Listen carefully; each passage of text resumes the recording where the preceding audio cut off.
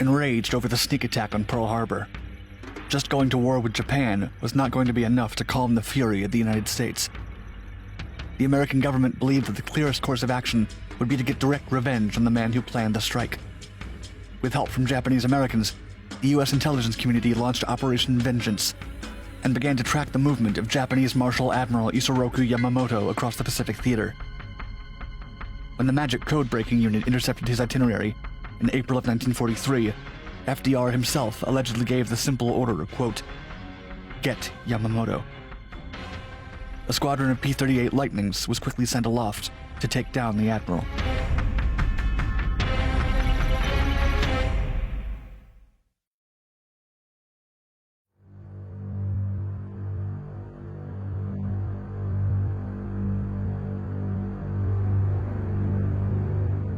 Isoroku Yamamoto was one of the most notable leaders of the Japanese Empire, and he's credited with planning and executing the attack on Pearl Harbor, a preemptive strike against a neutral country that was judged a war crime at the Tokyo trials once the war was over.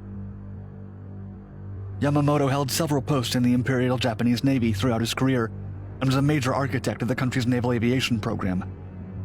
He served as commander-in-chief at the beginning of the Pacific War and was in charge of several key battles during World War II. Interestingly, Yamamoto was not only highly educated, intelligent, and successful in his activities, but he also had a deep understanding of the United States. He'd studied at Harvard and was familiar with everyday American life and the country's military prowess. Perhaps that awareness of American capabilities was part of why he opposed engaging in a military conflict with the United States and the Allies at large. He's known to have stated, quote, "In the first 6 to 12 months of a war with the United States and Great Britain, I will run wild and win victory upon victory. But then, if the war continues after that, I have no expectation of success."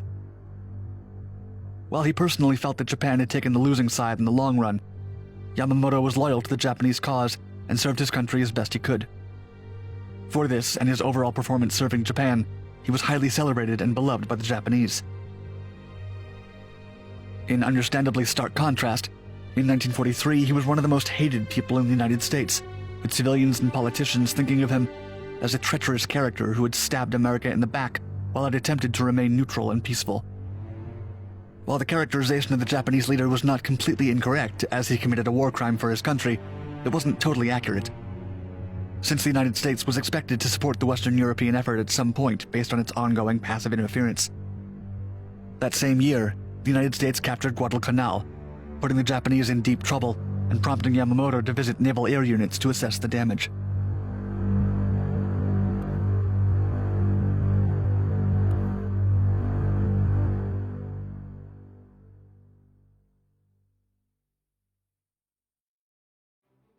The Japanese acted as they normally did and sent a coded message on April 13th of 1943 to the commands in Guadalcanal to let them know the admiral's itinerary, as well as details about transport and exports. Unknown to them, the military intelligence service had been able to intercept their communications for years. MIS soldier Harold Tudena has been credited with intercepting the radio message. The message was sent using a brand new JN25D code, but Nisei's second-generation Japanese Americans assisted in decoding the message. Those Nisei employed by the MIS were often involved in extracting information from documents and captured individuals in the effort against Japan. Additionally, linguists in Alaska and Hawaii also interpreted intercepted messages that confirmed the accuracy of the information. The MIS was able to surmise that Yamamoto would be traveling in a straight route from Rabaul to the Balale airfield, a distance of 315 miles, which allowed them to theorize more or less where he would be during each minute of the flight. In order for the attack to go as planned, they would need the Japanese pilots to act reliably, with no delays or changes to the itinerary. The U.S. commander in the Pacific, Admiral Chester Nimitz, approved an operation put forth by 339th Squadron Commander Major John W. Mitchell, who estimated that the Japanese naval leader could be intercepted before landing at Balalai at exactly 9:35 a.m.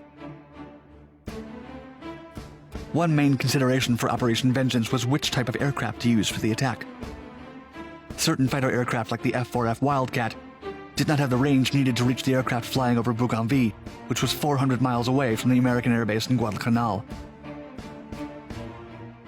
The only American aircraft considered to have the necessary range and qualities to be used for the mission was the Air Force's Lockheed P-38G Lightning, yet the plane had aspects that complicated the operation. To avoid detection, the pilots would need to fly at least 50 miles away from the shore, dead reckoning at an altitude of 50 feet or less. Furthermore, the Lightnings lacked an AWACS radar aircraft or land-based radar to get the pilots to the target. Not much external guidance support could be added without risking attack by the Japanese forces stationed in the area. To navigate with the required precision, the Lightnings were equipped with Navy compasses at the request of Mitchell himself.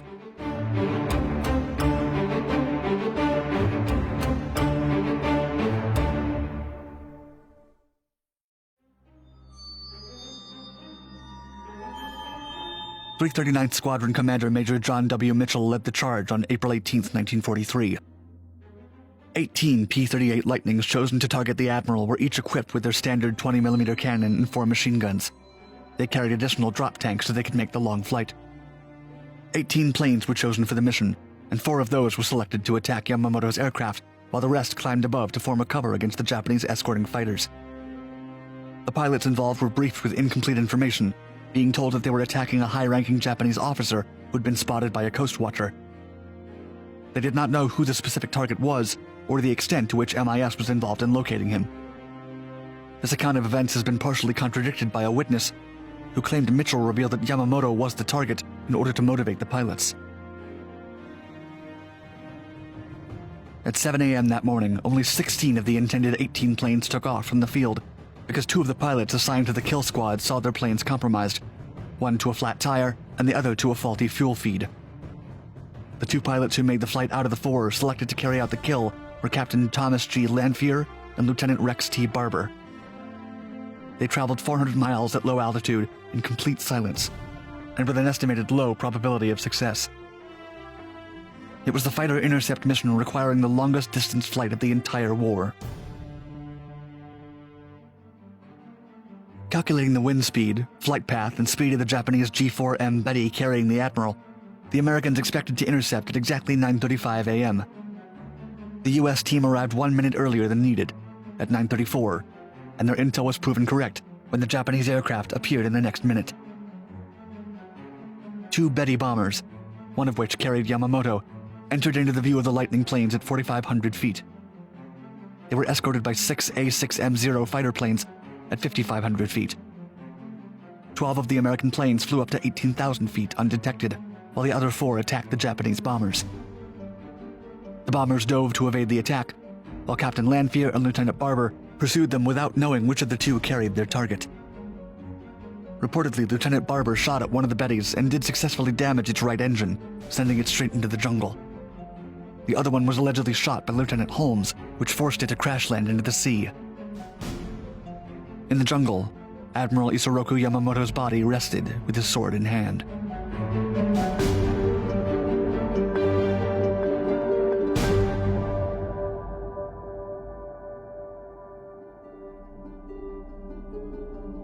Yamamoto was retrieved the following morning. It was ruled that he had passed before the crash. His cremated remains were sent back to Tokyo on the IJN Musashi. Minechi Koga stepped in as commander-in-chief and was soon changed for Soemu Toyota. Neither was able to command as effectively as Yamamoto had done. On a strategic level, the United States had acted effectively. The trip to Guadalcanal, which the Japanese administration had hoped would boost morale, was a devastating blow. The fall of Yamamoto was kept as a secret from the Japanese public for a month. In Japan, the aerial battle would be called the Navy-Ko incident. Admiral Ugaki, who survived the ocean crash of the other Betty accompanying Yamamoto's plane, recovered to direct some of the largest kamikaze attacks against the U.S. in the end stages of the Pacific War. When Japan surrendered in 1945, he reportedly boarded a Yokosuka D-4Y with the intention of never returning. 2 of his subordinates got on the plane with him in an attempt to dissuade him. None of them were ever seen again, and no U.S. records have been linked to his disappearance. For the United States, the successful mission represented a point of great pride in the greater conflict. To hide that they had read the Japanese codes, all American newspapers and broadcasters were told the fake story used to brief the squadron, that coast watchers had seen Yamamoto entering his bomber in the Solomon Islands. This way, the American military could claim that the kill was a matter of luck, rather than the product of intelligence efforts. Japanese were more than happy to accept this version of events, and failed to realize many of their ciphers had been broken.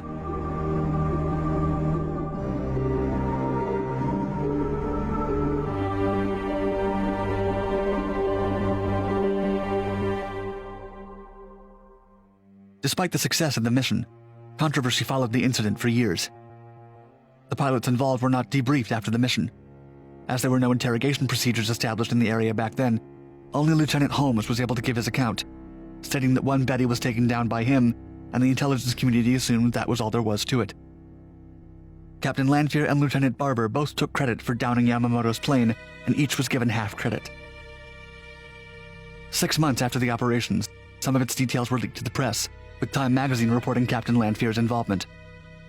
This represented a breach of Navy security, since identifying him by name made him a target for retaliation.